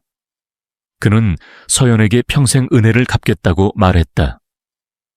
서연은 그에게 돈이나 보상을 요구하지 않았다. 그저 그가 새로운 삶을 시작하고 자신과 같은 피해자들을 도우며 살아가기를 바랐다. 한편 김태성은 혼란스러운 시간을 보냈다. 그의 아버지는 구속되었고 어머니는 정신적인 충격으로 병원에 입원했다. 그는 한때 자신이 누렸던 모든 것을 잃었다. 그러나 그는 서연이 옳았다는 것을 알았다. 그는 자신의 가족이 벌인 죄에 대해 깊이 반성하고 새로운 삶을 시작하기로 결심했다. 태성은 서연에게 마지막으로 연락을 취했다. 그는 서연을 직접 만나 모든 것을 털어놓고 싶었다. 서연은 그의 요청을 받아들였다. 그들은 한적한 카페에서 만났다. 그들의 상견례가 열렸던 화려한 식당과는 정반대의 분위기였다. 서연아, 미안해. 그리고 고마워. 태성은 진심으로 말했다. 너는 나에게 진실이 무엇인지, 그리고 용기가 얼마나 중요한 것인지 가르쳐줬어. 우리 가족이 저지른 모든 죄에 대해 내가 책임을 지고 싶어. 태성아, 너는 이미 충분히 많은 것을 책임졌어. 너는 용기를 내서 너의 가족을 올바른 길로 인도하려고 했어. 서연은 태성의 손을 잡았다. 이제 너의 삶을 살아. 네가 정말 하고 싶었던 일을 찾아. 너의 가족의 그림자에서 벗어나서 너만의 빛을 찾아. 태성은 서연의 말에 눈물을 흘렸다. 나는 내가 이 모든 것을 바로잡았지만 너를 잃었다는 사실에 너무나 괴로워. 나는 너를 진심으로 사랑했어. 나도 너를 사랑했어. 태성가. 서연은 나지막이 대답했다. 하지만 우리의 사랑은 너무나 많은 아픔 속에서 시작되었어. 나는 이 모든 것을 잊고 싶고, 너도 너의 길을 찾아야 해. 우리에게는 서로를 떠나야만 얻을 수 있는 자유가 있어. 그들의 사랑은 결국 비극적으로 끝났다. 그들의 사랑은 너무나 많은 어둠과 부패 속에서 시작되었기에 빛을 향해 나아가기 위해서는 서로를 놓아주어야 했다. 태성은 서연의 말을 이해하고 그녀의 결정을 존중했다. 그는 그녀에게 마지막으로 인사를 하고 자리에서 일어났다. 태성은 태성그룹의 모든 권리를 포기하고 그의 가족이 벌인 죄에 대한 보상을 위해 그의 모든 개인 재산을 사회에 환원하기로 결심했다. 그는 서연의 조언대로 새로운 삶을 시작했다. 그는 더 이상 재벌 2세가 아니라 스스로의 힘으로 자신의 삶을 개척하는 평범한 청년이 되었다. 그는 사회봉사를 통해 자신의 죄책감을 씻어내고 정의로운 삶을 살기 위해 노력했다.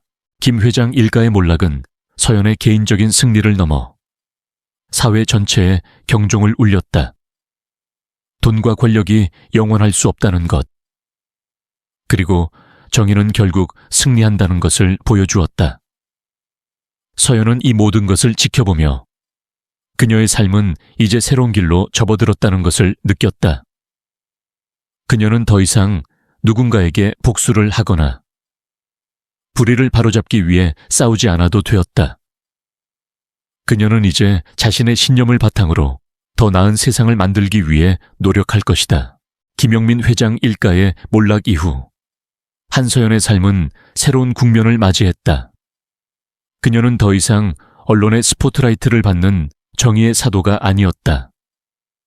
그녀는 조용히 자신의 자리로 돌아와 그녀가 믿는 가치를 실현하기 위한 다음 단계로 나아갔다.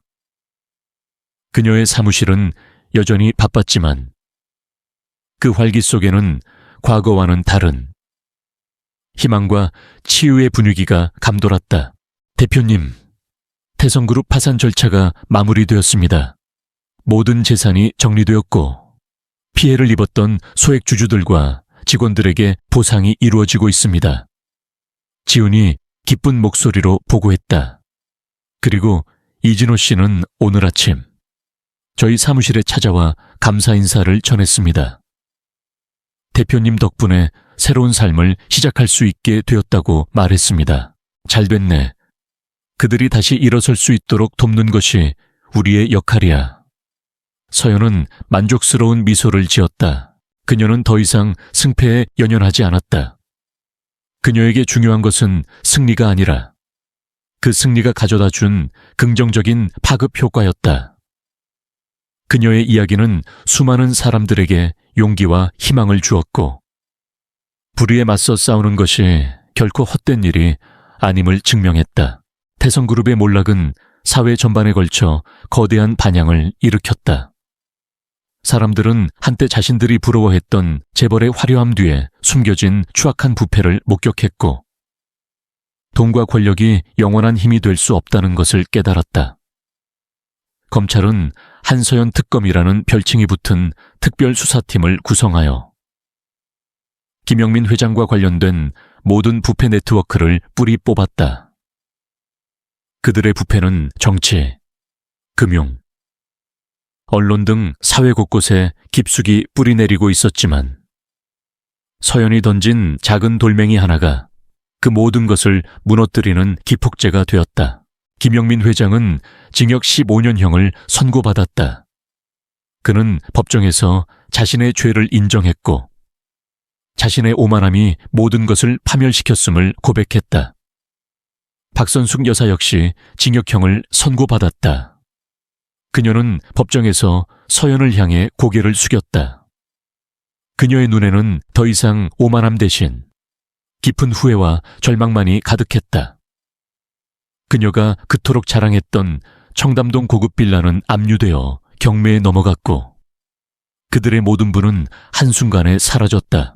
이 모든 소식을 들은 태성은 담담했다. 그는 더 이상 자신의 가족을 증오하거나 원망하지 않았다.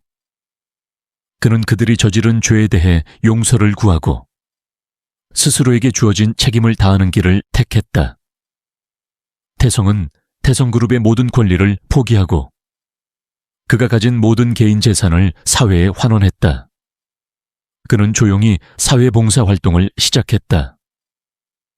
그가 선택한 곳은 다름 아닌 김 회장의 비리로 인해 해고된 직원들이 모여 만든 자활 공동체였다. 태성은 그들과 함께 땀을 흘리며 새로운 삶의 의미를 찾아가고 있었다. 그는 더 이상 재벌 2세 김태성이 아니라 한 사람의 보통 청년 김태성이었다. 서연은 태성이 자신의 길을 찾아가는 것을 보며 안도했다. 그들의 사랑은 비극적으로 끝났지만 그들의 관계는 서로의 삶에 긍정적인 영향을 준 중요한 사건으로 남았다. 서연은 태성을 사랑했지만 그들의 사랑은 너무나도 다른 가치관과 환경 속에서 시작되었기에 함께할 수 없다는 것을 알았다. 그들의 이별은 아프고 슬펐지만 서로에게 더 나은 삶을 선물하는 마지막 배려였다. 시간이 흘렀다. 한서연은 여전히 K&L 컨설팅의 대표였다. 그러나 그녀의 회사는 이전과는 완전히 다른 방향으로 나아가고 있었다. 그녀는 더 이상 단순히 기업을 구조조정하거나 인수합병하는 일에만 집중하지 않았다. 그녀는 기업의 사회적 책임을 강조하고 투명하고 공정한 경영 문화를 정착시키는 데 힘썼다. 그녀의 회사는 이제 정의와 신뢰의 대명사가 되었다. 어느 날 오후, 서연은 홀로 자신의 사무실에 앉아 있었다. 창밖으로는 청담동의 화려한 풍경이 한눈에 들어왔다. 그녀는 그 풍경을 보며 상견례가 열렸던 그 날을 떠올렸다. 오만했던 박선숙 여사의 질문, 그리고 그녀의 얼굴이 하얗게 질렸던 그 순간, 그 모든 것이 이제는 아득한 옛날 이야기처럼 느껴졌다. 그녀는 후회하지 않았다. 그녀의 선택은 옳았고 그 선택으로 인해 그녀의 삶은 더 넓고 깊은 바다로 나아갈 수 있었다. 그녀의 핸드폰에 한 통의 문자가 왔다. 태성이었다. 수신 한서연. 제목 잘 지내고 있니? 서연아. 잘 지내고 있니? 나는 잘 지내고 있어. 여기 사람들과 함께 새로운 삶을 시작했어. 이 모든 것을 가능하게 해준 너에게 정말 고마워. 너는 나에게 정말 좋은 사람이었어. 너의 용기 덕분에 나는 내 삶의 의미를 찾았어. 부디 너도 너의 삶에서 행복하길 바라. 서연은 그의 문자를 읽고 미소를 지었다.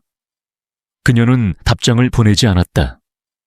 그녀는 태성이 행복하게 살아가고 있다는 사실만으로도 충분했다. 그녀는 그에게서 받은 사랑과 고통, 그리고 그를 통해 깨달았던 모든 것을 가슴속에 묻어두고 앞으로 나아갈 것이다. 그녀는 자리에서 일어나 창가로 다가갔다. 청담동의 밤은 여전히 화려했지만 그녀의 눈에는 그 화려함 뒤에 숨겨진 어둠이 더 이상 보이지 않았다. 그녀는 그 어둠을 걷어냈고 이제는 그 자리에 빛이 들어왔다. 그 빛은 그녀의 용기, 그리고 그녀가 지킨 정의의 빛이었다. 그녀는 더 이상 누군가에게 복수를 하거나 불의를 바로잡기 위해 싸우지 않아도 되었다. 그녀는 이제 자신의 신념을 바탕으로 더 나은 세상을 만들기 위해 노력할 것이다. 그녀의 삶은 새로운 시작이었다.